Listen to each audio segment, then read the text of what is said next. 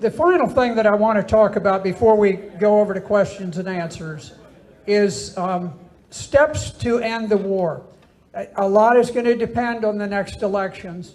I'm going to tell you, Hillary Clinton was instrumental in starting the war against Libya and the war against Syria, instrumental in weaponizing religion, and every filthy thing that has happened. And I'm not saying this as a partisan, because I could say things about George Bush that Bush supporters would not be fond to hear. My concern is with Syria, and it's with ending this war. If we were to get a president who was receptive to the idea of peace, here are the steps that I would recommend immediately. Number one is to end the U.S. sanctions. We literally have sanctions that prevent them from getting prosthetic devices for amputees and cancer medications for civilians who are dying of cancer, and we say, no way. We cut off medicine, we cut off food, we cut off everything. And it's unlawful, but we do it. The next thing is we need to close U.S. terror training camps.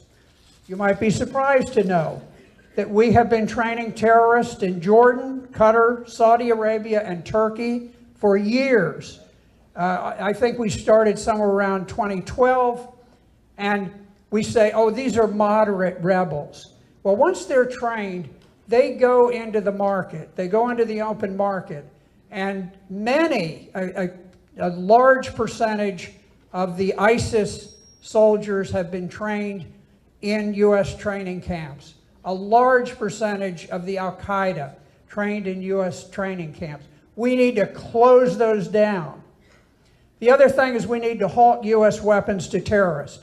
When Russia moved in to rescue Syria at a very desperate time, had we not rushed in with anti-tank missiles, Syria would be at peace today. But we sent in anti-tank missiles. We sent them to the moderate rebels like Ahrar Al-Sham, which just carried out a massacre where they slaughtered women, captured women, and they burned alive their children. They hung them up and burned them alive. They're not terrorists. John Kerry tells us they're not terrorists.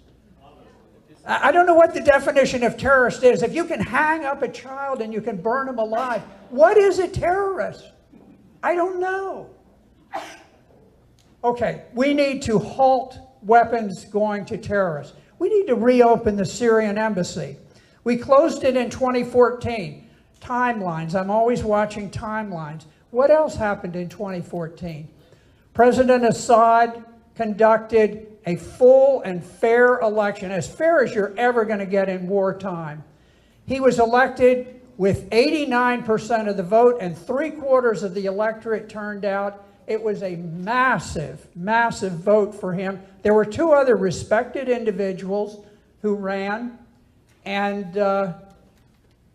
but we closed the embassy. Why did we close the embassy? Because we knew that if Syrian Americans in the United States were permitted to vote, they would vote overwhelmingly for President Al-Assad, which would be an enormous black eye for the U.S. State Department.